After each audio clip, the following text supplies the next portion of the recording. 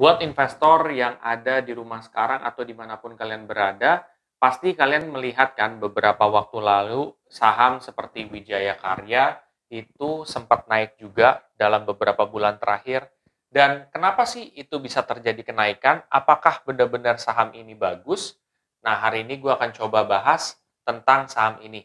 Tapi sebelum itu, kalian harus nonton yang satu ini.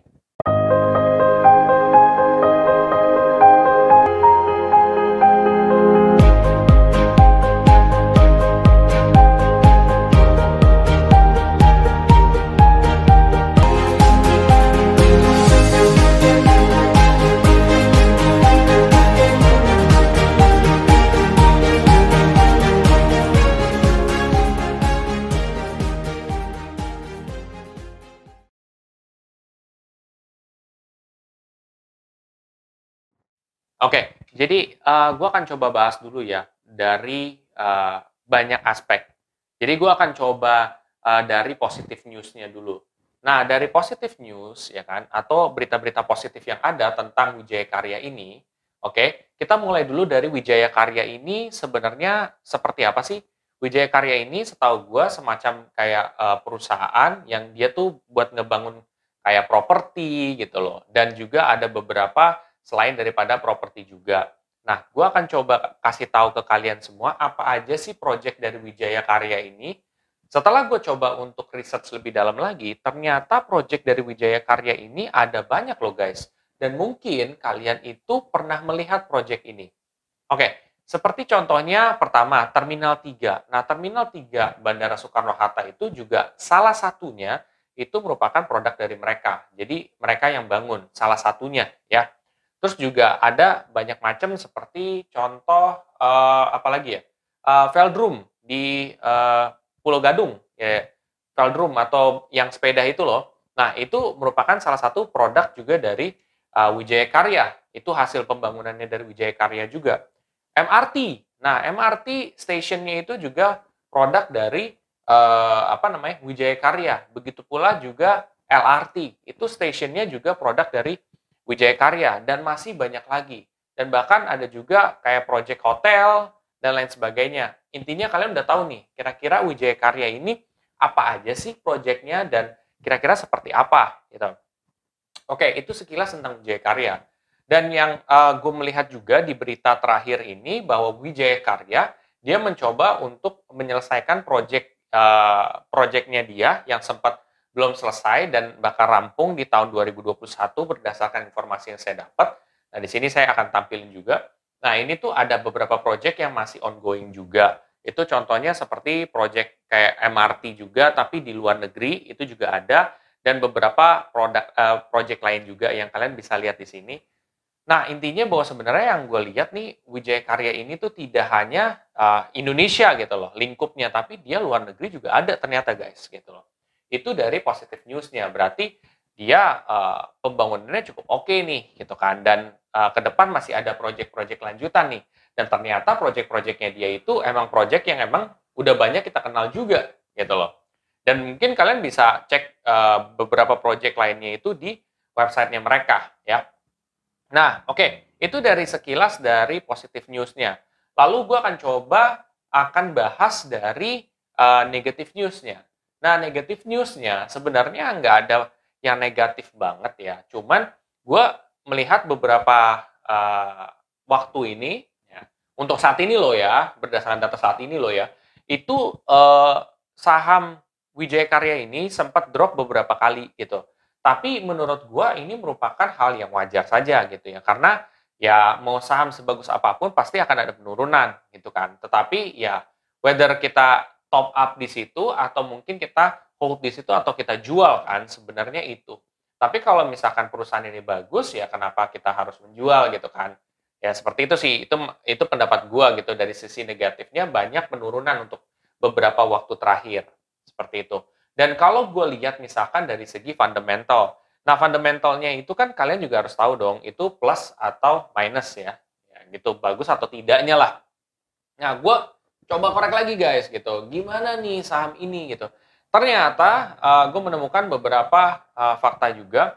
Contoh, gue biasanya kalau fundamental ngelihat daripada earning per share-nya, gue ngelihat dari debt to equity ratio, gue ngelihat daripada current ratio, gue ngelihat daripada return on asset, return on equity, terus juga gue ngelihat dia bagi dividen atau tidak, dan masih banyak lagi. Nah, gue akan coba sedikit sharing sedikit supaya teman-teman semua yang ada di rumah bisa belajar juga, dan mungkin yang masih pemula bisa at least tahu gitu loh cara menilai awalnya itu seperti apa sebelum kalian memahami lebih detail lagi tentang saham yang kalian beli. Oke, gue ngelihat dari sini mulai dari debt to equity ratio. Nah, debt to equity ratio itu tuh seperti rasio utang terhadap modalnya. Nah, semakin besar debt to equity ratio-nya berarti semakin besar utangnya. Nah, semakin besar utangnya, itu sebenarnya mungkin buat teman-teman akan lebih worry gitu loh. Karena ini mampu nggak ya bayar utangnya? Seperti itu guys. Karena beberapa kasus ada yang memang utangnya gede, tapi dia mampu untuk melunasi. Tapi ada juga yang utangnya kecil, tapi dia nggak mampu untuk melunasin. Ada aja seperti itu gitu. Jadi tidak harusnya bahwa utang yang gede pasti nggak bisa dilunasin. Belum tentu. Makanya kita harus lihat rasionya juga. Di sini debt to equity ratio-nya itu 1,09. Nah, 1,09 berdasarkan data saat ini. Nah, kalau kita mau lihat bagus atau tidaknya, biasanya gue akan melakukan compare dengan beberapa perusahaan yang sama di industri yang sama lah gitu. Nah, ternyata gue compare ada yang lebih tinggi gitu loh debt to equity ratio-nya gitu. Dan ada juga yang lebih rendah gitu. Cuman di sini udah cukup oke lah debt to equity ratio-nya juga lumayan gitu. Nggak yang gede banget gitu, tapi ya lumayan gitu. Wajar aja sih, karena kan ini di pembangunan kayak properti gitu kan, itu pasti memerlukan modal yang cukup lumayan juga. Jadi otomatis kalau debt to equity ratio-nya agak lumayan, itu hal yang wajar. Nah, balik lagi, debt to equity ratio itu harus diimbangi dengan dia mampu bayar atau tidak sih. Oleh karena itu, gue biasanya ngelihat daripada current ratio.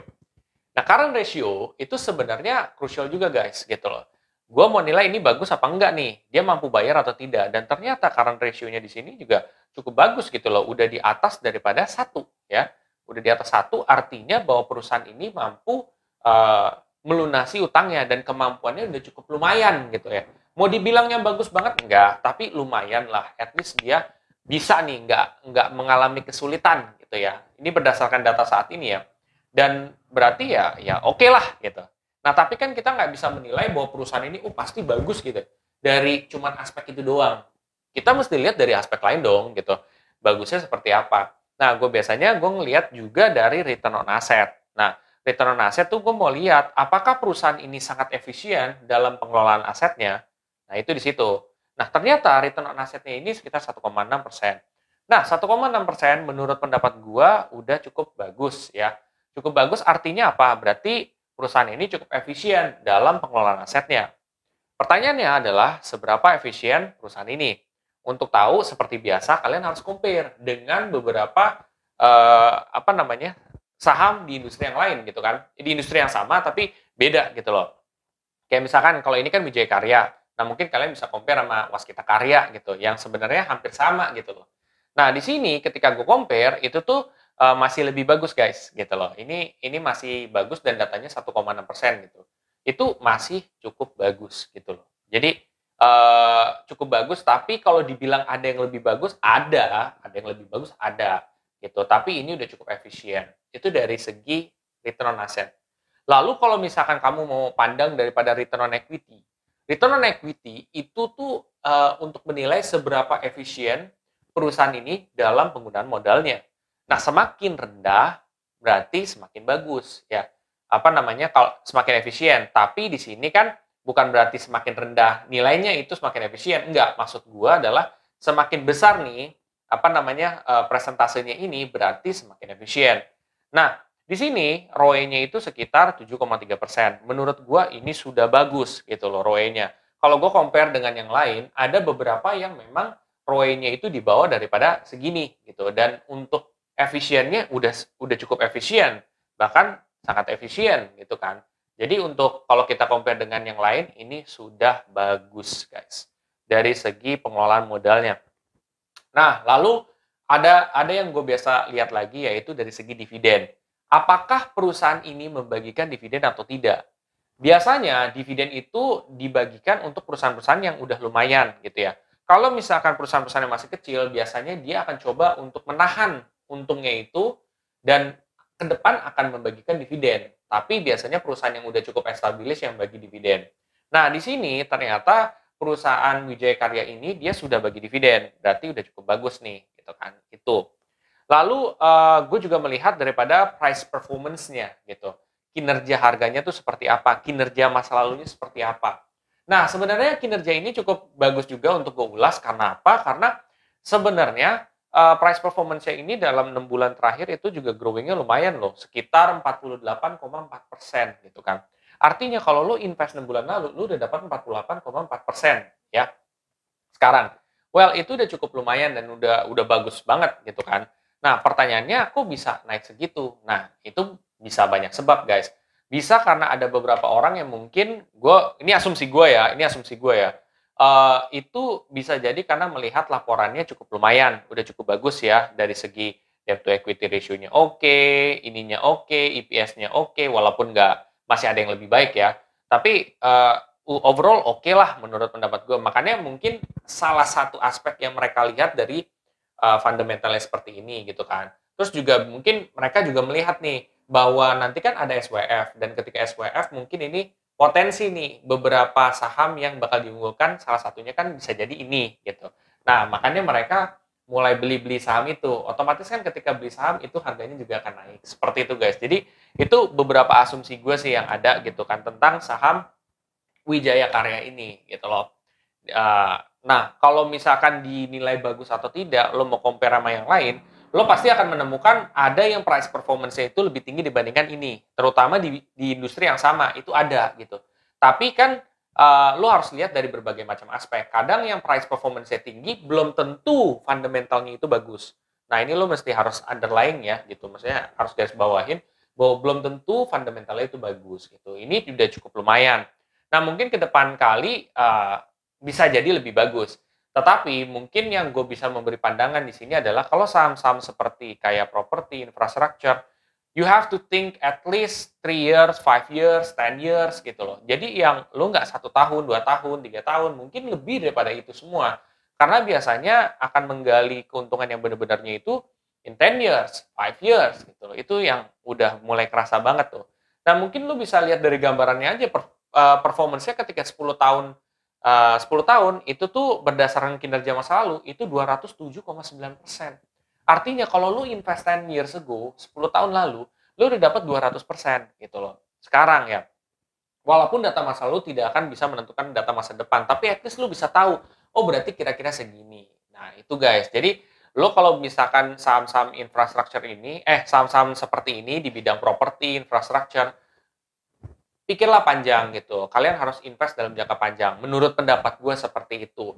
Tetapi balik lagi ya teman-teman semua yang ada di rumah atau dimanapun kalian berada, itu balik ke kalian. Keputusan investasi ada di kalian, bukan di gua. Gua hanya mencoba memberikan pandangan terhadap saham ini. Balik lagi kepada kalian. Seperti itu. Itu disclaimer gua. Itu sih, mungkin dari gambarannya masih sebenarnya banyak ya soal EPS gitu. Kalau EPS sebenarnya mungkin gampangnya kalau buat teman-teman yang masih pemula, kalau misalkan dia EPS-nya positif itu udah bagus. Tapi akan lebih bagus kalau kalian compare dengan beberapa saham lain. Kalau misalkan dia udah cukup lumayan, nggak apa-apa gitu guys. Itu aja sih. Kalau kalian merasa video ini sangat bermanfaat, kalian bisa share aja ke teman-teman kalian yang lain. Dan jangan lupa untuk subscribe, like, dan komen di video gue.